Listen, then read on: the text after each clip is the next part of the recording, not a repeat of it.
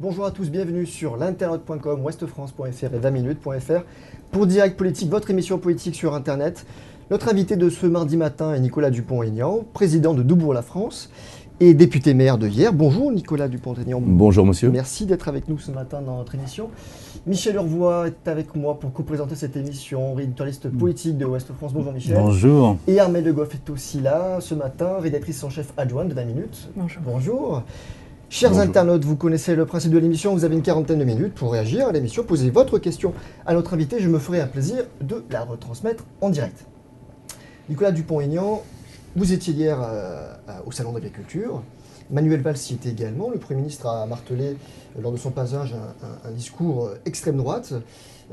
Il a dit, je cite ces mots, « Voter Front National, c'est détruire le modèle européen qui a aussi soutenu l'agriculture française ». Est-ce que vous approuvez ?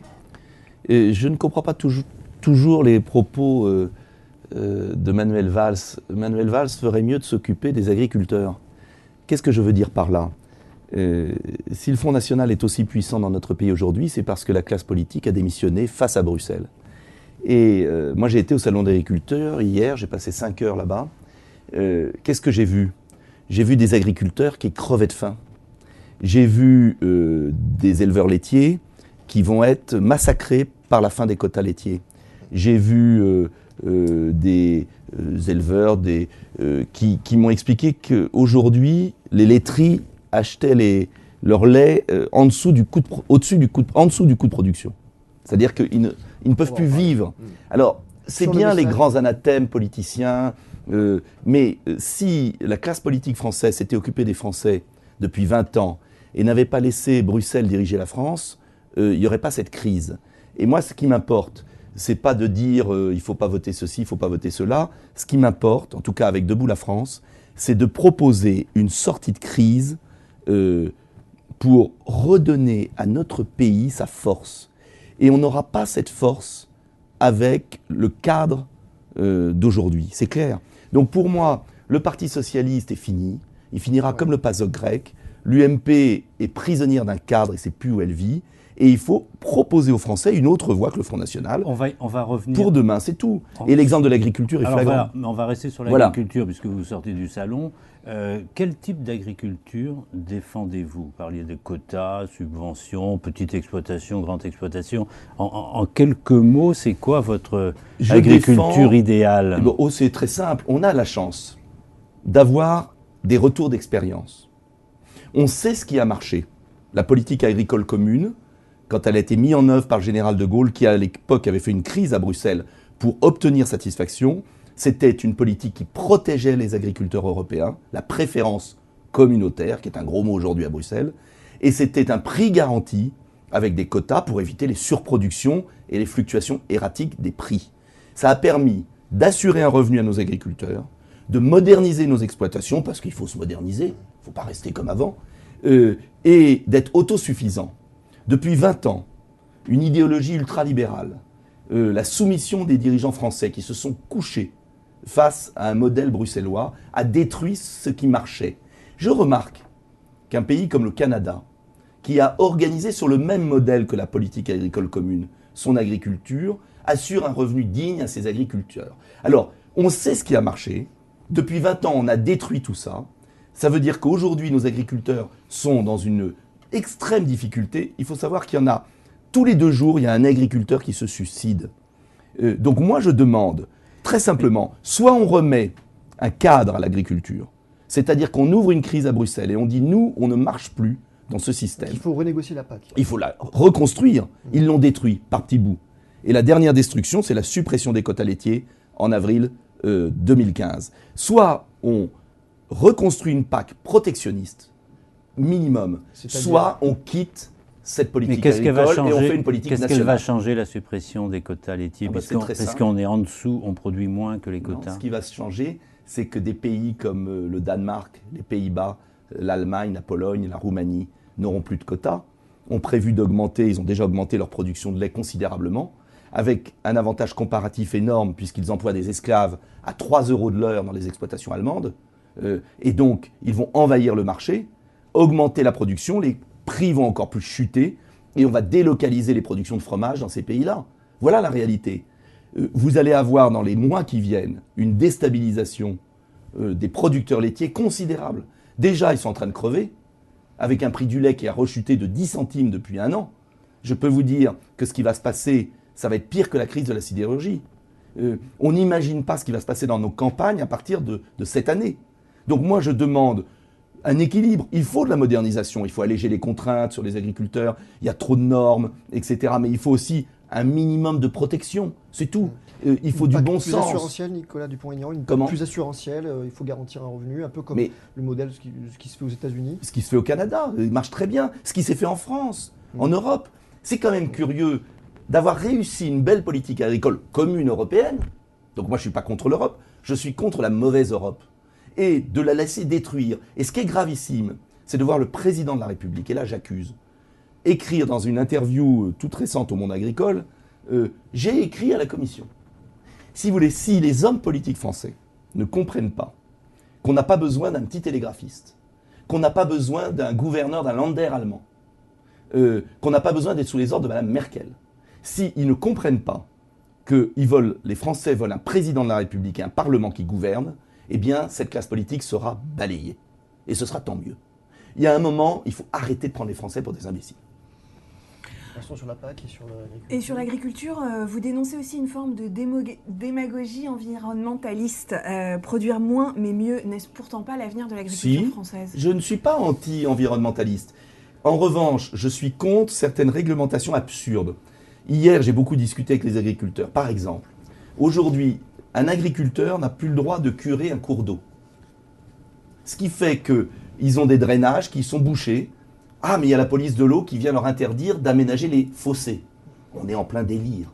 C'est-à-dire que je pense qu'il faut réduire les pesticides, c'est une évidence. Et je suis beaucoup plus environnementaliste qu'on le croit, puisque hier même, je me suis heurté un peu aux céréaliers, je leur ai dit, vous devez réduire les pesticides, vous devez comprendre que la population attend une autre qualité. Notamment, pourquoi est-on déficitaire en France en bio? C'est insupportable. Mais en même temps, il faut arrêter les réglementations débiles. Et les agriculteurs sont dans une incompréhension parce qu'ils ont le sentiment que vraiment, on met en place des normes absurdes. Je crois qu'il faut un mélange harmonieux, il faut protéger un peu plus, il faut les inciter à aller vers une production sans pesticides, sans produits dangereux. Il y a un équilibre à trouver, mais qu'on devrait trouver, on l'a fait quand même. Pourquoi n'est-on plus capable de faire ce qu'on a su faire? Tout simplement, je vais vous dire, parce qu'on a accepté une logique industrielle malsaine qui correspond aux Pays-Bas, au Danemark, à l'Allemagne. Mais ce n'est pas le même paysage, ce n'est pas la même densité.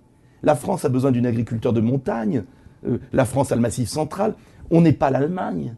Donc le modèle ferme des 1000 vaches, c'est pas... J'y suis totalement hostile. Je vais vous dire pourquoi. Parce que c'est un modèle où les vaches ne sortent plus. J'ai été visiter la ferme des 1000 vaches pour me rendre compte. J'essaye de parler de ce que je connais.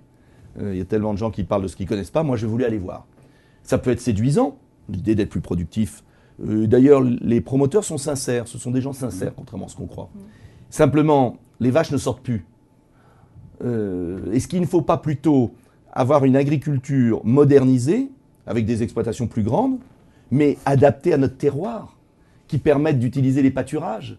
Et imaginez une France sans pâturage. Donc je crois qu'il faut un équilibre, c'est tout. Et c'est très intéressant l'agriculture, et malheureusement un peu tragique, parce que ça symbolise tout ce qui se passe dans notre pays. C'est-à-dire le sentiment justifié de nos concitoyens que le pouvoir politique n'a plus prise sur les événements. C'est ça qui pose problème. Vous êtes très dur sur l'institution européenne. Oui. Cela dit, l'Union européenne, c'est aussi un vrai soutien aux agriculteurs. Concrètement, face à l'embargo agricole russe, l'UE annonce la création d'une aide de stockage au port. C'est bien la preuve que c'est réactif tout ça, que la situation, ça nous aide. Je vais vous dire, il y a un mythe que les agriculteurs ont d'ailleurs compris maintenant, parce qu'ils ne sont pas idiots, c'est que l'Union européenne nous coûte 7 milliards d'euros à la France. Donc quand le président de la République a dit au salon de l'agriculture, s'il n'y avait pas l'Europe, agriculteurs, vous ne serez pas aidés. C'est complètement faux. Il y a de l'argent qui vient, 9 milliards sur l'agriculture française de l'Europe, mais on en donne 20. Donc je vais vous dire, demain matin, on arrête la politique agricole commune, Nous, on a 7 milliards d'économies. Oui, mais on peut les donner aux agriculteurs. Pardonnez-moi, Donc, mais c'est une logique un peu curieuse, parce pourquoi que ça veut dire que donc nous, on finance notre propre agriculture, parce qu'on en aurait les moyens. Au moins, ce sera plus mais efficace. Les Espagnols, ils financent la leur, les Grecs financent la leur. Écoutez, moi, je suis chargé du peuple français. C'est les riches qui aident les riches et les Non, pauvres qui écoutez, aident les pauvres, ça. avec l'Union européenne, nous déversons des milliards pour créer des usines qui nous concurrencent ailleurs. Donc il y a peut-être un moment où il va falloir défendre les Français.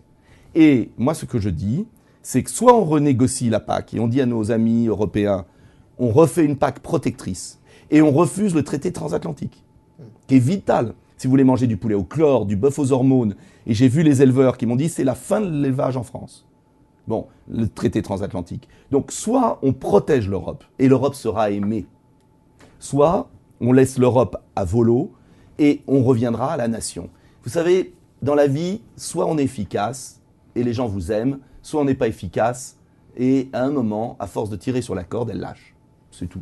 On va élargir le débat en parlant davantage d'Europe. Alors, oui, la Grèce, je l'évoquais à propos de l'agriculture. Vous avez parlé de quatrième Reich économique parlant des rapports entre l'Allemagne et la Grèce. Comment peut-on forcer Angela Merkel à renégocier? Parce qu'après tout, les règles, elles ont été adoptées, elles ne sont pas inconnues des Grecs, les règles européennes ont été adoptées. L'État allemand garantit quelques dizaines de milliards de prêts à la Grèce. On ne peut pas reprocher à Angela Merkel de dire ce qu'elle dit, si? Si, on peut reprocher à Angela Merkel de nier le suffrage universel. Vous savez, vous êtes contre le divorce? Vous voulez revenir au mariage forcé? C'est ça qui se passe. C'est que... Ne faites pas dire des choses. Bah si, parce que si on est contre, si on estime que Mme Merkel a raison de dire aux Grecs, vous votez, quoi que vous votiez, c'est une autoroute sans issue, et vous devez subir ce qu'on décide, nous, ça veut dire que c'est la fin de la démocratie en Europe. Je suis désolé, c'est un partenariat, l'Europe. C'est comme un couple ou comme une famille. Si vous déniez le droit d'exister à un des peuples de l'Europe, il ne faut pas s'étonner que, justement, les Grecs parlent de quatrième Reich, et il ne faut pas s'étonner que Mme Merkel, que le drapeau allemand soit brûlé à Athènes. Alors après, attention, je n'ai jamais dit que les Grecs étaient parfaits. J'ai dit que quand vous avez un débiteur, si quelqu'un vous doit de l'argent et que vous le tuez à petit feu, il vous remboursera jamais. C'est ce que fait l'Allemagne. D'ailleurs, l'Allemagne se moque du monde parce que en 1953, heureusement d'ailleurs, pour éviter l'erreur de la guerre de 14, les Occidentaux, la France, l'Angleterre, les États-Unis ont annulé la moitié de la dette allemande pour l'aider à redémarrer. Alors, moi je veux bien que l'Allemagne estime qu'on doit laisser crever la Grèce et qu'elle va nous rembourser, c'est faux, tout le monde le sait. Même Giscard d'Estaing, qui est pas sur ma ligne, on ne peut pas dire que Giscard d'Estaing soit sur ma ligne. Mais qui a fait beaucoup pour l'entrée de la Grèce. Oui, avec beaucoup d'erreurs. Maintenant, il reconnaît son erreur. Et il dit quoi? Il dit que la Grèce doit sortir de l'euro de manière amicale, pour lui permettre de retrouver des forces économiques, pour lui permettre d'avoir des touristes, de l'investissement, et un jour nous rembourser. Moi, je veux qu'elle nous rembourse, la Grèce. Mais il faut lui donner les moyens de nous rembourser. La Grèce doit-elle sortir de l'euro ou alors la politique européenne de l'Europe doit-elle être réorientée? Parce que c'est pas ça l'élection de Tsipras. Vous avez raison, totalement, mais l'Allemagne ne veut pas. Alors, autant je refuse à l'Allemagne le droit de dire aux Grecs, vous êtes un peuple soumis, vous ne devez plus exister comme peuple libre. Je pense que l'Allemagne n'a pas le droit et que c'est très dangereux pour l'Allemagne aussi d'ailleurs.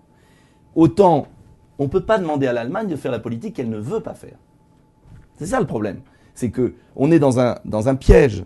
Donc, ce piège monstrueux, c'est quoi? C'est le piège d'une monnaie unique qui ne correspond pas à la diversité européenne. Et moi, je préférerais qu'on ait la Grèce sorte de l'euro pour dévaluer sa monnaie, recréer de la richesse en Grèce, pouvoir nous rembourser, parce que je suis d'accord, il faut qu'elle nous rembourse, mais il faut lui donner la possibilité de nous rembourser. Vous avez en France des commissions de surendettement des ménages. Pourquoi moi je reçois des habitants, ils ont des commissions de surendettement. Pourquoi? C'est pour qu'ils nous remboursent, parce que sinon, de toute façon, on tuait des gens, ils se suicidaient. Au-delà de ça, on ne peut pas suicider un peuple, au-delà de ça, quand même. Est-ce qu'il faut sortir de cette logique d'austérité? Mais bien évidemment. Est-ce que la France peut jouer un rôle? Mais la France pourrait jouer un rôle si ces hommes politiques, au lieu de brailler au salon de l'agriculture ou ailleurs, étaient fermes sur leur position. Est-ce que François Hollande, vous savez, l'homme de la synthèse, la synthèse, est-ce qu'il peut la faire, cette synthèse au niveau européen? Mais non, Mais il n'est pas le seul, il y a Renzi. Mais il y a Renzi, mais ces gens-là, ce sont des parleurs. Vous savez, dans la vie, il y a les parleurs et il y a ceux qui agissent. Ce sont des parleurs. Et c'est pour ça qu'ils sont plus crédibles. Donc, il a été élu là-dessus quand même. Il a été élu sur la réorientation, puis il s'est évanoui face à Mme Merkel. Parce qu'ils sont dans un présupposé de culpabilité. Moi, je respecte l'Allemagne, je respecte les succès allemands. Mais je veux que l'Europe soit un partenariat. Et je veux une France forte. Et vous savez, les Français aimeront à nouveau l'Europe quand ils auront compris que la France y joue un rôle. Mais quand on a des pantins, pardonnez-moi, qui se succèdent, parce que Sarkozy a fait pareil, c'est des grands mots avant les élections, et puis après ils vont se coucher. Allez, on va revenir. Ça ne peut pas durer. On va revenir à la politique intérieure française, on va parler d'économie un petit peu. Bah, c'est un peu la même chose. Avec les annonces qui ont été faites ce week-end. Oui, il y a comme un rapport, effectivement, mais je voulais vous parler, moi, des réformes sociales qui sont annoncées, enfin, ou plutôt Sociales, oui. Des négociations qui ont échoué et qui vont être reprises par le gouvernement. Je voulais savoir ce que vous en pensez des dispositions dites de lutte contre le chômage, formation gratuite, garantie des loyers pour les sans-emploi, des places de crèche pour les demandeurs, pour faciliter la mobilité, toutes choses. Je vais vous dire. D'abord, c'est ambitieux tout ça, non ? Ça, c'est la cerise sur le gâteau, mais on appelle réforme sociale. C'est extraordinaire d'ailleurs. Pourquoi les Français ne croient plus les hommes politiques ? C'est parce que les mots qu'ils utilisent sont des mots de mensonge et de communication. Je vois l'article, j'ouvre un journal du dimanche, bien connu, et je vois les réformes sociales. C'est extraordinaire. Monsieur Macron, qui est en train de détricoter tous les droits sociaux des Français pour obéir justement à Bruxelles, dit des mots qui sont contraires aux actes. Si monsieur Macron était honnête, il dirait, et ce serait cohérent, il dirait voilà, si on veut rester dans l'euro tel qu'on est, si on veut être compétitif, il faut se serrer la ceinture et je veux faire des réformes très dures, mais qui vont demain apporter quelque chose. C'est pas ma ligne, mais ça serait honnête. Mais non, il dit je veux faire des réformes sociales. Et après, il annonce que des réformes qui ne sont pas sociales. Donc, la vraie réforme sociale, vous savez quelle est-elle ? C'est de créer de l'emploi.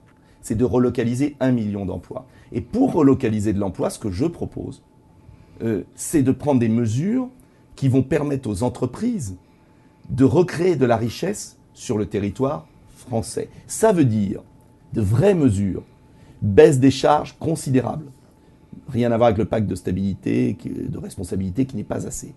Suppression des travailleurs détachés, qui sont en train de ruiner nos artisans. Contrôle de nos containers au Havre, où des produits chinois arrivent qui ne respectent même pas les normes européennes, sanitairement. Tous les douaniers vous le diront. Aide à l'investissement scientifique, parce qu'il n'est pas normal qu'il y ait 400 000 chercheurs européens aux États-Unis. Mais avec quel argent on fait ça ? Mais avec l'argent qui est gaspillé aujourd'hui en permanence. Et on fait exactement ce qu'a fait Cameron. Monsieur Cameron, en Grande-Bretagne, vous savez quel a été le déficit britannique aujourd'hui encore, quasiment ? Il a été jusqu'à 6%, le déficit. Parce que monsieur Cameron, comme monsieur Obama, ont compris que pour créer de la richesse et réduire le déficit, il fallait d'abord créer la richesse avant de réduire le déficit. On ne peut pas dire que ce soit des sociétés extrêmement équitables, la Grande-Bretagne et les États-Unis. Non, c'était clair. Mais en même temps, ils ont quand même divisé le chômage par deux dans ces pays. Et ils l'ont fait comment ? Sans se préoccuper du déficit tout de suite, mais en baissant massivement les charges des entreprises, en baissant la valeur de la monnaie, en ayant une stratégie de reconquête industrielle. Et maintenant, ils arrivent à réduire le déficit. Moi, je suis pour réduire le déficit. Mais vous ne réduisez pas le déficit si vous cassez la croissance. Il faut d'abord relancer la croissance et ensuite on réduit le déficit. Vous savez, il y en a un qui disait ça. Vous vous souvenez qui ? C'est M. Montebourg. C'est pour ça qu'il est parti. C'est parce qu'il a dit très clairement, on va dans le mur. Et moi, ce qui me fait de la peine, c'est de voir ces millions de chômeurs dans notre pays.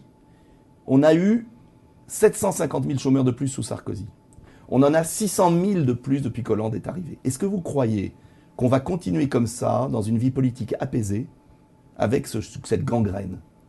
Ça ne marche pas, leur politique. Elle ne marche pas. On va passer des chômeurs aux retraités. Ah oui. Le régime des retraites complémentaires est très mal en point. Il y a des négociations en cours pour essayer de le sauver. Quelle serait la meilleure solution selon vous ? Augmenter les cotisations, baisser les pensions de réversion, reculer l'âge de départ ? Non, aucune des trois. Il n'y a pas de problème de retraite en France. Je vais vous dire. Je vais vous surprendre. Il y a un problème des retraites parce que nous avons perdu 1 million d'emplois, notamment industriels, et nous avons même plus, 1 300 000 chômeurs de plus depuis 2007. Nous avons la chance en France, au moins on a beaucoup de difficultés, mais qu'au moins on ait des atouts. On a 2 atouts immenses en France. On a la plus forte démographie d'Europe.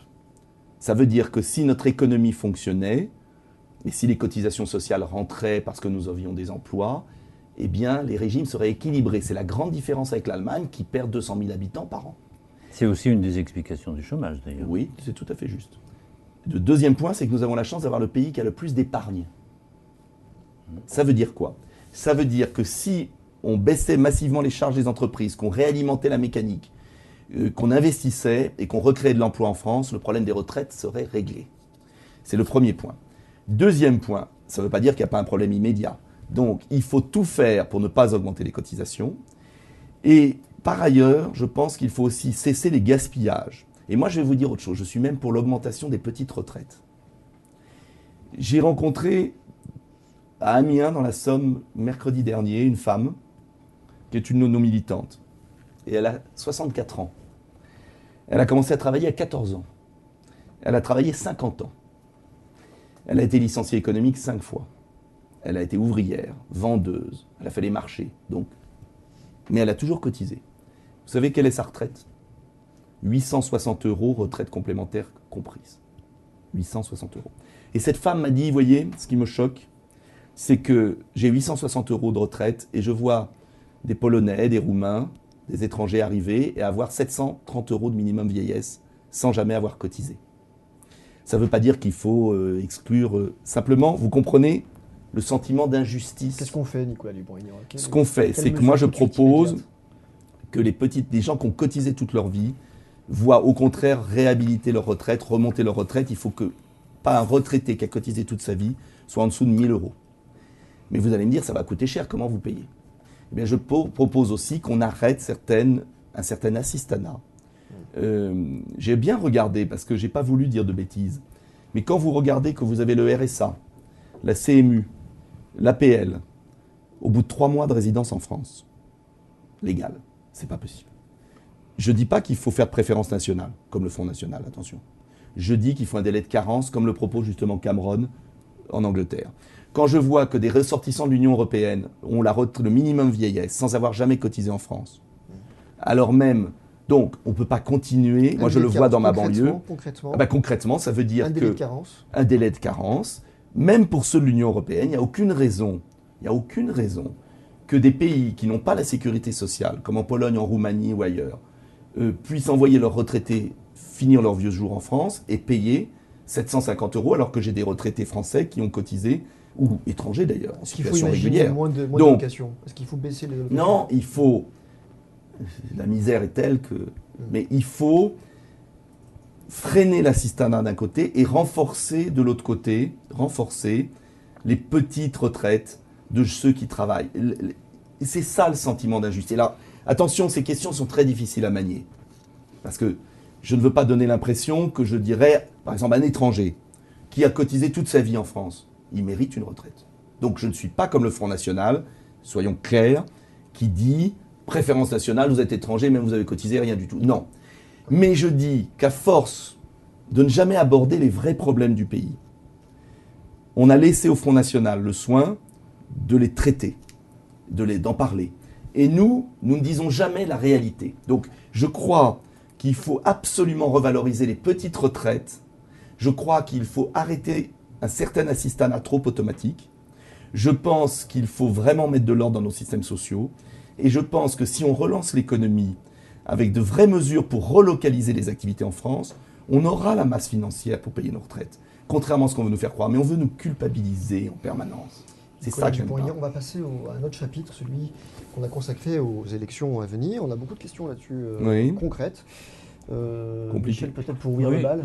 Une toute simple, il y a des départementales bientôt et ensuite des régionales. Quelles sont vos ambitions pour les départementales? Pour moi, les départementales sont encore un scrutin local. Nous présentons environ 600 candidats ici ou là, mais nous n'avons pas pu présenter partout. Et parce que très simplement, moi j'ai des militants, je vous le dis franchement, je n'ai pas la langue de bois, qui, dans certains coins, me disent il y a un bon maire, conseiller général de droite, parfois de gauche. On ne se voit pas aller contre lui parce qu'il est du terrain, il est avec nous. Voilà. Donc on a présenté beaucoup de candidats. Il y aura des Debout la France sur le terrain, mais pas partout, j'ai l'honnêteté de le dire. En revanche, aux élections régionales, nous ferons des listes partout, dans les 13 régions françaises et à La Réunion en Outre-mer, parce que je souhaite, et nous avons déjà désigné les têtes de liste, des jeunes qui vont porter un nouveau message. Debout la France, dans toutes les régions de France. Donc, parce que les élections régionales de décembre prochain seront à la proportionnelle et seront des quasi-présidentielles. C'est plus intéressant pour vous. En tout cas, plus facile pour nous, parce que nos militants sont prêts. En revanche, nous avons quand même pas mal de candidats au départemental, mais pas au niveau des autres. Les sondages, Encore que il y a ces- beaucoup de petits partis. Par exemple, j'ai vu que l'UDI, le MoDem, avait beaucoup moins de candidats que nous. Nous avons plus de candidats que l'UDI, par exemple. Pour ces élections, les sondages donnent le Front National Oui. en tête.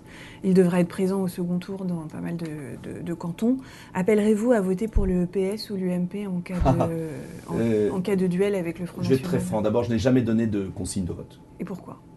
Parce que ça m'a toujours exaspéré quand j'étais pas homme politique. Voilà. En tant qu'électeur? En tant qu'électeur, Mais voir vous n'êtes pas obligé voir de ces suivre, mecs me dire ce qu'il faut que je fasse, ça m'a toujours exaspéré. Mais vous Ces n'êtes- femmes. Mais c'est deux choses de donner consigne de vote Oui, et une c'est chose, une chose de les suivre. de donner aussi Oui, un mais signal. moi, j'ai pas envie. Ça a toujours été un principe. Je n'ai jamais donné de consigne de vote. Donc Parce vous ne que direz rien. j'estime que je ne dirai rien, parce que j'estime que les Français sont assez grands. Et parce que vous estimez que le Front National est un parti républicain? Bien sûr, j'ai jamais dit que le Front National n'était pas républicain. D'ailleurs, s'il n'était pas républicain, il faudrait l'interdire. Est-ce que vous mettez un signe égal, Nicolas Dupont-Aignan, entre le PS et le Front National? Ah mais écoutez, je ne voterai jamais PS. Voilà. Mais Front National, vous Mais je pourriez. n'ai rien à vous dire de plus. Il y a plein d'éventails. Vous pouvez voter Vous blanc, êtes plus pouvez allergique voter- au Parti Socialiste qu'au Front National? Ne faites En pas tant dire ce que qu'électeur. je- Non, mais je vous demande. Je n'ai pas dit. Ce que j'ai dit aujourd'hui, c'est quand je vois des leaders de l'UMP voter Parti Socialiste, je me dis qu'ils font un beau cadeau au Front National.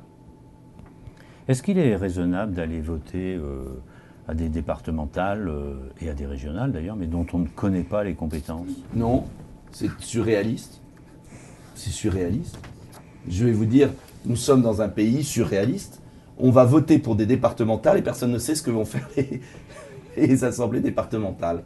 Mais on a l'impression qu'on est dans un pays où les hommes, enfin les dirigeants, honnêtement, c'est pas pour faire de la critique populiste, diront certains. Mais, enfin, en tout cas, s'ils voulaient que le Front National gagne le plus de voix possible, ils n'ont qu'à continuer comme ça. C'est absurde. Donc moi, je pense qu'il y a besoin d'un renouveau politique.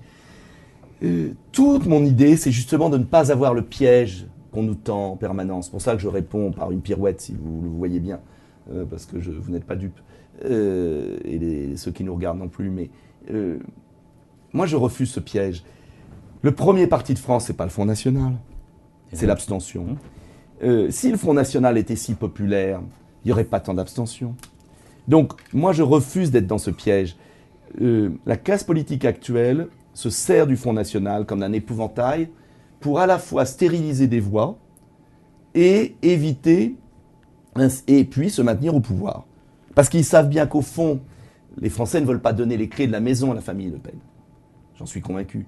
Mais si on fait tout pour leur donner les clés, eh bien continuons comme Nicolas ça. Dupont-Aignan. Ce que je veux vous dire, Oui. c'est qu'il y a urgence, et c'est tout mon combat politique avec Debout la France, d'offrir aux Français une alternative, c'est-à-dire un grand ménage, Ouais. sans casser la Alors vaisselle. justement, Voilà, moi j'estime que le Front National ou le Front de gauche d'ailleurs sont deux partis qui résoudraient certains problèmes, Mais qui autant le cassent, dire, mais qui font la qui en casse. créeraient d'autres.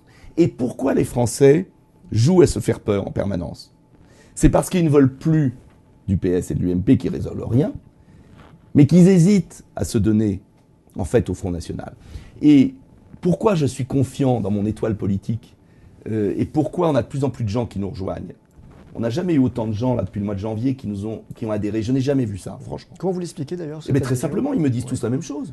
Ils me disent on ne supporte plus ceux qui nous gouvernent, mais maintenant qu'on voit que le Front National va peut-être gagner, on se dit qu'il faudrait peut-être quelqu'un de plus raisonnable pour reprendre en main le destin du pays sur une base patriotique, d'indépendance nationale, mais rassembleuse. Et ce qu'on propose, j'en suis convaincu, est la bonne voie pour le pays. Et c'est pourquoi je garde le moral avec ceux qui m'accompagnent, parce que je suis convaincu que le moment venu, les Français se tourneront vers nous, parce qu'ils se diront, Soit on a le PS qui est incapable, soit l'UMP, soit le Front National. Et à la présidentielle, ils voudront une autre voie. Vous parlez de vagues, vous pouvez la quantifier un peu. Et d'où viennent-ils? Ce sont des militants d'autres partis ou des non-militants qui viennent chez vous? Deux catégories. Beaucoup de militants qui viennent de l'UMP. Je pense que l'UMP est en train d'exploser sous nos yeux. Ça ne se voit pas parce qu'il y a la structure, etc. Mais ils ont compris que Sarkozy ne changerait rien. Était finalement le fruit d'un autre monde. Vous voyez, il n'a pas changé de monde. Alors que la France a changé d'époque. Et donc, je pense qu'il y a beaucoup de gens de l'UMP qui viennent chez nous, mais il y a aussi beaucoup de gens qui n'ont jamais eu d'appartenance politique et qui, beaucoup, ont voté Bayrou. Beaucoup. Pourquoi? Mais c'est normal, ils viennent chez nous parce qu'on est modérés. Nous sommes patriotes modérés. C'est-à-dire que nous voulons l'indépendance de la France, nous voulons mettre fin à ce système bruxellois qui n'a rien à voir avec la belle Europe. Et ils voient bien que nous, on veut la rupture, une vraie rupture, mais qu'on ne veut pas l'aventure. Et je crois que c'est ça l'avenir. Et vous savez, on a des sondages, parce qu'on nous a toujours dit, vous faites 2% et tout, c'est pas vrai. On a des sondages, en Ile-de-France, par exemple, à 7%, 6,5%. Ça veut dire quoi? Ça veut dire que je vais offrir une voie et le choix aux Français. Ils pourront voter Front National, ils pourront voter PS-UMP, mais ils pourront voter autre chose. La question du positionnement sur l'échiquier politique. Oui. On a une question de Hubert qui nous dit si l'UMP se réorganise à l'avenir avec un pôle social-libéral, centriste, et de l'autre un pôle patriotique qui nous dit plutôt étatique, est-ce que vous pourriez vous réunir avec cette entité Mais je les attends. Ouais. J'attends Henri Guénaud, j'attends beaucoup de gens de l'UMP, de dirigeants qui au fond d'eux-mêmes pensent exactement comme moi, mais qui ont subi ce social-libéralisme mou, cet européanisme échoué depuis 20 ans. Donc une qui en pense pas moins. Une scission à l'UMP entre le pôle centriste évident. et le pôle plus Mais c'est étatiste, évident patriotique. qu'il n'y a rien à voir. Vous y croyez, ce scénario? mais je ne crois pas que ça se fera comme ça. Ça se fera ça se fera autrement. Mais ce qui est sûr, c'est que je vois venir auprès de nous, par exemple, on a eu le ralliement d'une vingtaine de conseillers généraux. Quand un conseiller général va au Front National, on en fait tout un fromage. Mais nous avons 20 fois plus d'élus locaux que le Front National. Simplement, nous sommes plus récents. Et surtout, le Parti Socialiste et l'UMP veulent enfermer les Français dans le choix Front National et eux. Ils ne veulent pas qu'il existe autre chose, parce qu'ils savent que si un type raisonnable comme moi, avec des gens raisonnables qui m'accompagnent, arrive à présenter aux Français une voie différente, on va les balayer. On a beaucoup, beaucoup d'interrogations, beaucoup de questions qui disent que, en fait, les gens ont du mal un peu à vous situer. C'est bon signe. Vous étiez à l'UMP. Ouais. Quelquefois, on vous voit proche du Front National. Alors, mais alors justement, ma question, c'est qu'est-ce qui vous distingue clairement de l'un et de l'autre? Bon, c'est très simple. Sur quoi il y a un clivage fondamental? Sur l'UMP, le clivage fondamental, c'est sur l'Europe. Je considère qu'on ne réglera aucun des problèmes du pays tant qu'on sera complètement prisonnier d'une organisation bureaucratique européenne qui a détruit la démocratie. Voilà. Vous ne pouvez pas résoudre le problème de l'immigration sans régler les problèmes des frontières. Vous ne pouvez pas régler le problème économique sans vous libérer de la Commission de Bruxelles. Donc, le problème du PS et de l'UMP, c'est qu'ils ne sont plus maîtres chez eux. C'est tout. C'est ma différence avec l'UMP. Bon. Et avec le Front National? Avec le Front National est très simple. Nous n'avons pas du tout la même histoire politique. Je suis gaulliste. Je crois au rassemblement des Français. On ne peut pas réussir l'indépendance de la France. Que veut le Front National? Pourquoi le nier? Comme Chevènement. Si on ne rassemble pas tous les Français d'où qu'ils viennent. Je ne crois pas à l'identitarisme. Je déteste l'identitarisme. Je crois qu'on ne peut réussir qu'en rassemblant tout le monde sur le navire, quelle que soit son origine, sa religion. Je crois qu'il faut bloquer l'immigration, oui, mais il n'y aura jamais d'immigration zéro. Et je pense qu'il faut rassembler les Français d'où qu'ils viennent et redonner l'esprit de la nation et de la République. Mais c'est ce que dit Marine Le Pen. Oui, c'est vrai, c'est ce qu'elle dit. Je ne veux pas dire que ce qu'elle dit. Mais ce n'est pas obligatoirement ce qu'il y a dans son parti. Et chez nous, il n'y a jamais eu la moindre ambiguïté. Et tout le monde sait que nous serons capables de rassembler tout le monde. J'ajoute un dernier point. Sur le plan économique, il y a une différence aussi. Je suis beaucoup moins collectiviste que Mme Le Pen, qui a un programme digne de Mélenchon ou de Mitterrand 81, qui est un peu démagogique. Et je pense que si, un jour, enfin, on libère la France du PS et de l'UMP, ça fait 30 ans qu'on les subit, avec les résultats qu'on a vus, il ne faudra pas échouer. C'est un peu comme Tsipras en Grèce. Il ne faudra pas créer de nouveaux problèmes. Moi, je veux résoudre les problèmes du pays sans en créer de nouveaux. Et je pense que le Front National ou le Front de gauche en créerait de nouveaux. Donc, je pense que nous sommes les plus à même de gagner, de changer le pays, comme Tsipras en Grèce qui vient du côté gauche, comme UKIP en Angleterre qui vient du côté droit. Je ne sais pas si vous réalisez qu'on est dans un bouleversement politique. Je suis certain que dans l'histoire, est-ce que votre gaullisme... Ces années vont rester dans l'histoire comme les années du début du bouleversement politique. Est-ce que votre gaullisme ne date pas aussi d'une époque où les économies étaient moins ouvertes, où il y avait où la mondialisation était moins puissante? Mais la mondialisation, c'est un fait. On la prend telle qu'elle est. Mais regardez les pays qui s'en sortent dans la mondialisation. C'est curieux. Ce sont des pays qui ont une stratégie nationale, qui ont un protectionnisme national. Ils sont ouverts sur le monde, mais ils défendent leurs intérêts. L'Allemagne, le Japon, les États-Unis, l'Angleterre sont profondément nationaux et ouverts sur le monde. Donc arrêtons de nous faire passer pour des ringards. Les pays qui s'en sortent dans la mondialisation ont une stratégie nationale. Il faut être d'autant plus patriote qu'on est ouvert. Nicolas Dupont-Aignan, il nous reste 5 petites minutes. On va aborder 2-3 questions d'actualité.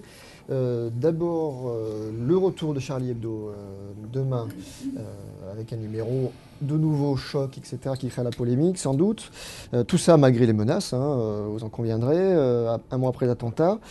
Faut-il toujours défendre la liberté absolue de Charlie Hebdo? Est-ce qu'il est temps d'appeler un peu la responsabilité? Qu'est-ce que vous en pensez? Écoutez, la liberté, c'est un bloc. Vous savez, c'est Clémenceau qui disait que la révolution était un bloc, c'était parfois un peu excessif. Mais la liberté, c'est un bloc. Le principe même de la liberté, c'est que, voilà, c'est la liberté. Personne n'est obligé d'acheter le journal.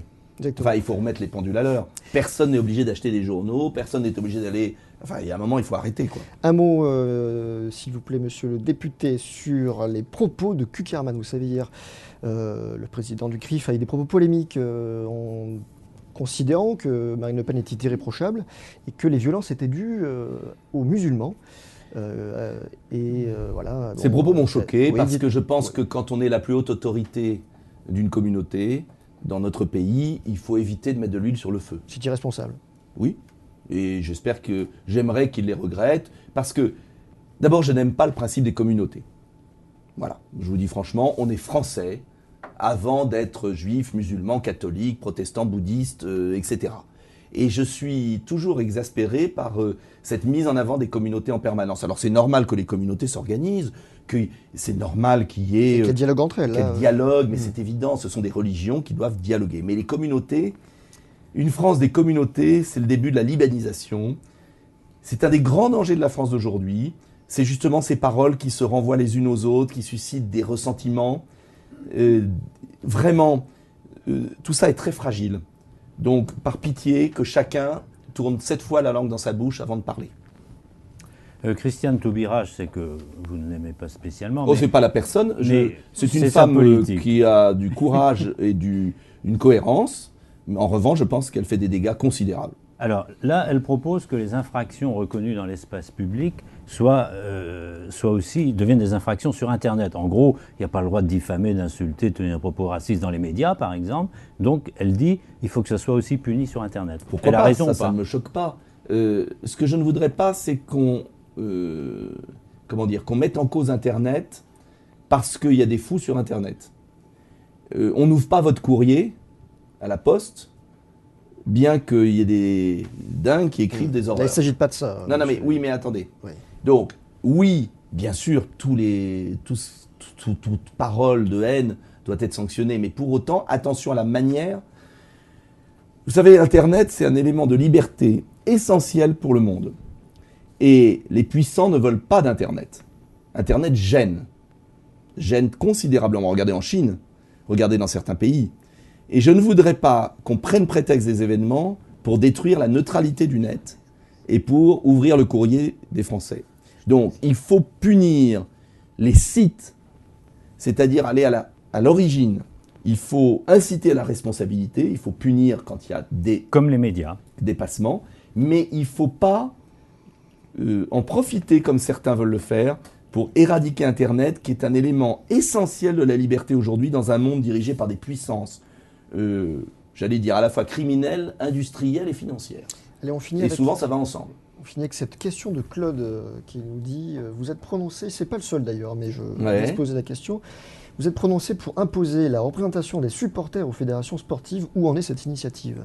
Bon, écoutez, ça avance, mais là, ça, je vais vous dire, moi, je suis pas très bon en foot, mais ce qui m'a choqué, c'est quand j'ai des habitants de ma ville qui sont venus me voir en me disant, voilà, le foot, maintenant, ça devient un truc de riche. C'est-à-dire que nous, on est ouvriers, on est employés, on ne peut plus se payer des places de foot parce que c'est devenu un horrible business. Et ça m'a beaucoup choqué. Et j'ai découvert que les supporters de clubs de foot étaient complètement marginalisés. Voilà. Et ça traduit très bien le problème de notre société. Vous savez pourquoi les gens sont en colère? C'est parce qu'ils ont le sentiment que l'argent achète tout, que les puissants sont au-dessus de tout, et qu'ils n'ont plus de liberté, plus de marge de manœuvre. Et j'ai trouvé que ce combat des supporters, il était juste. Mais pour l'instant, ça ne donne rien parce que les puissances ont mis la main sur le football, voilà. C'est tout. Ouais, vous pensez que l'initiative va se poursuivre? Ben oui, on va le des faire avec solutions? d'autres d'ailleurs, avec de Quand vous Rugy. parlez de écolos, puissance, vous de pensez tous au les- Qatar, par exemple? Oui, bien au sûr. PSG? Vous êtes... Ça me choque. Et- J'ai rien contre le Qatar en tant qu'État. Je ne vais pas passer d'un excès à l'autre. Il y en a qui sont à plat ventre devant le Qatar, moi je ne vais pas en faire un ennemi. Mais en revanche, qu'on donne le plus beau club de foot au Qatar et que les gens du peuple ne puissent plus assister à un match de foot dans les tribunes, moi ça me choque. Voilà, ça me choque. Merci Nicolas Dupont-Aignan, ce sera le mot de la fin. Merci. Merci d'avoir été avec nous ce matin dans Direct Politique. Merci à tout le monde, merci chers internautes. On se retrouve comme d'habitude mardi matin, mardi prochain, 8h30. D'ici là, restez connectés. À bientôt.